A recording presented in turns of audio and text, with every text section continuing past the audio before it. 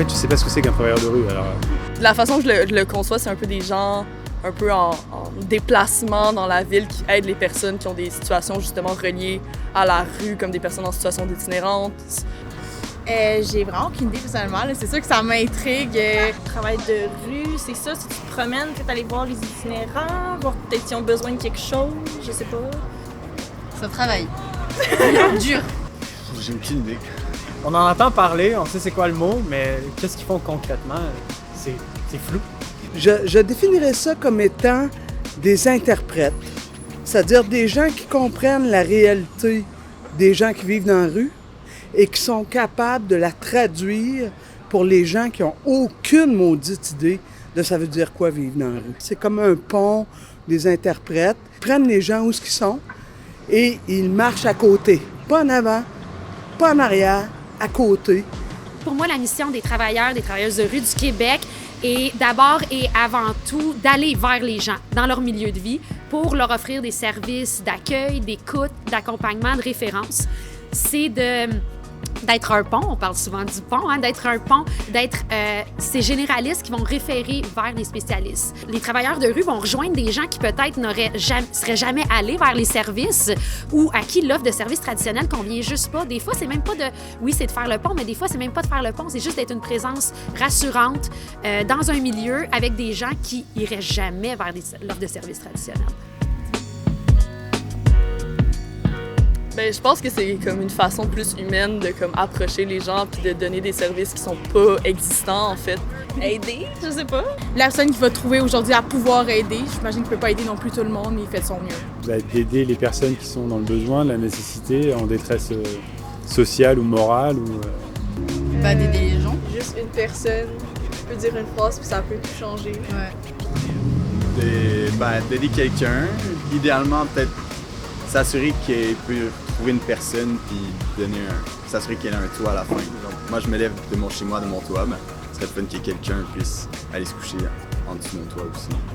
Ou juste d'apporter un soutien, de l'aide d'urgence de ce qu'ils ont besoin à ce moment-là. L'objectif du travailleur de rue, je pense qu'en premier lieu, c'est d'intégrer un quartier, d'intégrer une communauté, d'en faire partie, pour ensuite créer des liens, des relations significatives avec des gens qui pourraient avoir besoin de services. Les travailleurs de rue au quotidien, ils vont aussi participer beaucoup à la vie de la communauté, avec les autres organisations, avec les commerçants. Vraiment faire partie de la vie de quartier, puis offrir du support, de l'accompagnement, des références aux gens qui en font la demande. Puis qu'est-ce que tu penses que ça prend pour faire ça dans la vie? Je pense qu'il faut beaucoup de drive, justement d'être capable de dealer avec des situations comme plus difficiles quotidiennement. Ça prend du cœur, c'est tout. Sa pratique se base sur 3 valeurs fondamentales, c'est l'intégrité, la bienveillance puis le professionnalisme. Donc toutes ces actions sont guidées par ces 3 valeurs-là. Puis est-ce que tu sais quelle formation ça prend pour devenir un travailleur de rue? Non, c'est une bonne question! Ça, je sais vraiment pas personnellement, mais là, je suis intriguée, là. On dirait de même que travail social. Ouais, une technique. Une formation, 6 mois. 6 mois? Non, mais une formation un peu. C'est vrai? Ouais, sur le terrain. Ouais. Travailleur de rue, je sais pas. J'imagine qu'il y a plusieurs chemins pour se ramasser là. Vraiment qu'il y ait certaines formations, genre psychosocial, intervenant psychosocial, intervenant pour une personne en situation d'itinérance. Je sais pas, c'est peut-être cliché, mais j'ai l'impression qu'il y a certaines personnes qui ont déjà été en situation d'itinérance qui deviennent travailleurs de rue. Et d'avoir cette expérience-là, ça peut les aider à avoir plus de compassion puis à savoir c'est quoi les vrais besoins des personnes. Je sais pas si c'est une option. Comme étude pour devenir travailleur de rue, les employeurs vont regarder, entre autres, des techniques, donc techniques d'éducation spécialisée, de travail social, d'intervention en délinquance ou de criminologie. Ça prend d'abord et avant tout du savoir-être, du street smartness, parce qu'on veut des gens qui sont capables de comprendre les dynamiques dans les quartiers, ressentir les choses, avoir de l'intuition.